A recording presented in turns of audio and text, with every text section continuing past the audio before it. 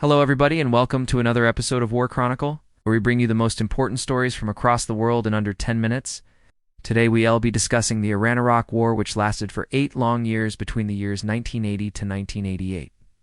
This war was one of the bloodiest conflicts in recent history, with both sides suffering hundreds of thousands of casualties each. The war also had many international implications, as it led to an increase in tensions between the Soviet Union and the United States.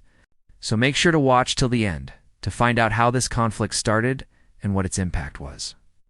But before we start today's episode, if you haven't already, please take some time to subscribe so that you never miss any of our future episodes. Also, like and share this video with others so that they too can benefit. The Iran-Iraq War was a conflict between two nations who at one point were allies. Iraq's former president Saddam Hussein initially supported Iran when it overthrew the pro-Western Pahlavi dynasty in 1979.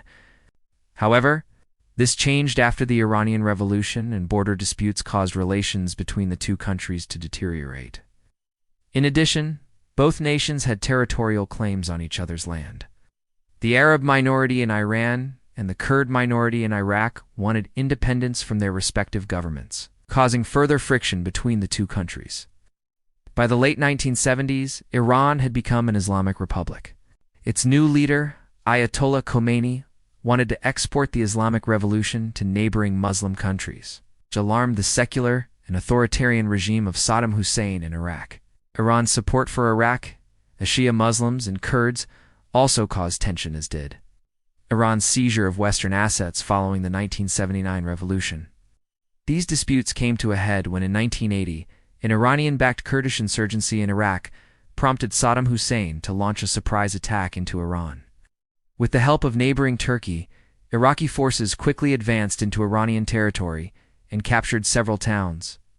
After the invasion, Saddam Hussein declared that the goal of his government was the destruction of Iran. He wanted to annex Iranian Kurdistan, as well as parts of Iran's western provinces. In response to the attack, Iran began a counter-offensive aimed at recapturing these territories. Although it managed to push Iraqi troops back to the border, Iran's progress was limited by the rugged mountains along the frontier. Meanwhile, Iraqis also attempted to advance in the south, but were pushed back by Iranian forces.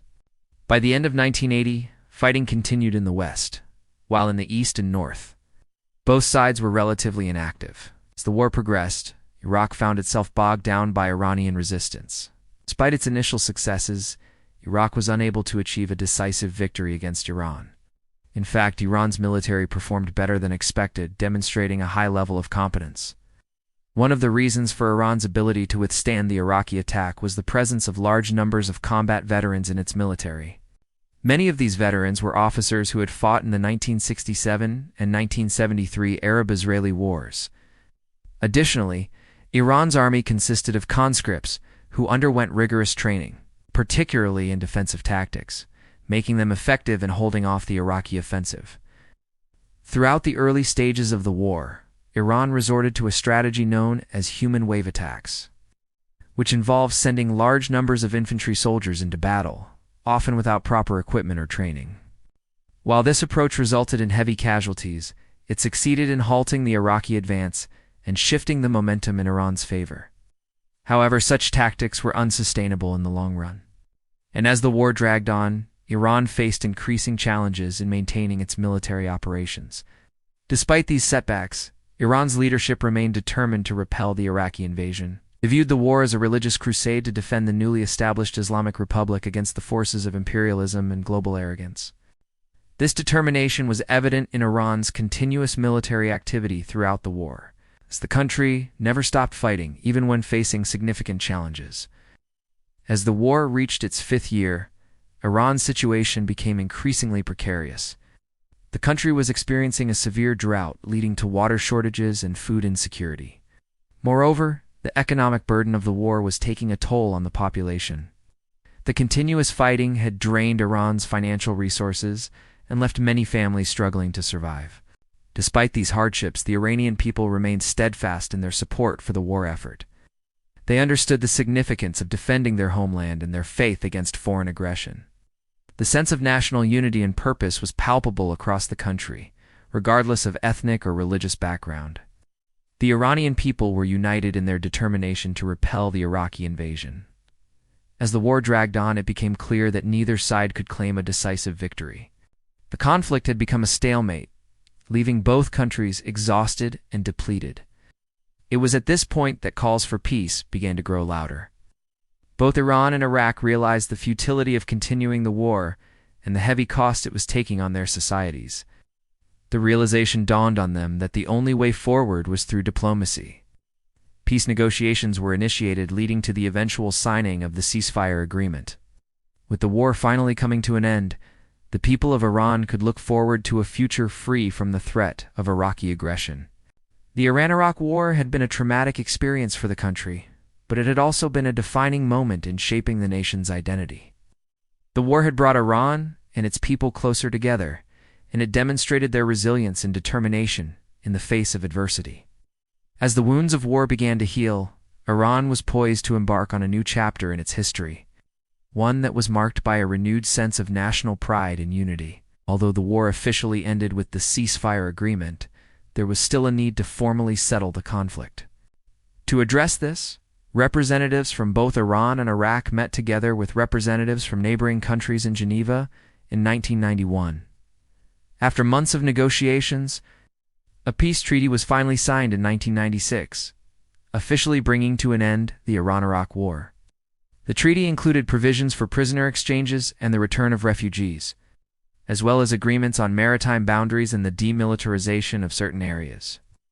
It also established a joint commission to resolve outstanding issues related to the war, such as the fate of missing persons.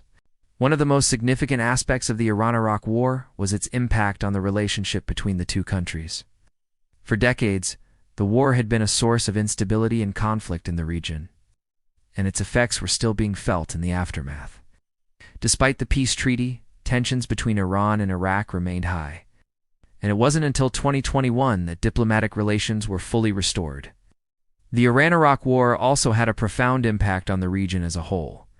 During the war, Iran and Iraq had received support from various external actors, including the Soviet Union, the United States, and France. This had led to a growing divide between the two countries and had contributed to the broader Cold War rivalry between the superpowers. The war also had a significant impact on the Kurdish people who lived in both Iran and Iraq. During the conflict, the Iraqi government had launched a campaign to suppress the Kurdish insurgency, which had resulted in the deaths of thousands of Kurds. This had led to a refugee crisis, as Kurds fled to neighboring countries such as Turkey and Iran. It was not until the end of the war that the Iraqi government began to lift some of the restrictions imposed on the Kurds. In conclusion, the Iran-Iraq War was a devastating conflict that had a profound impact on the history of the two countries and the region as a whole. The war was a result of a complex web of factors, including territorial disputes, religious differences, and external influences. The conflict had a significant impact on the Iranian Revolution and the rise of Islamic fundamentalism in the region. It also had a profound impact on the Kurdish people who lived in both Iran and Iraq. The war led to a refugee crisis and the deaths of thousands of Kurds. Despite the signing of a peace treaty in 1996, tensions between Iran and Iraq remained high until 2021, when diplomatic relations were restored. The Iran-Iraq War remains an important event in modern history, and its legacy continues to be felt today. Thank you for watching this episode of WarChronicle. If you enjoyed the video, please hit the like button and share it with your friends. And if you haven't already, please subscribe so that you never miss any of our future episodes. We'll be back tomorrow with another exciting episode. Till then, stay safe and take care.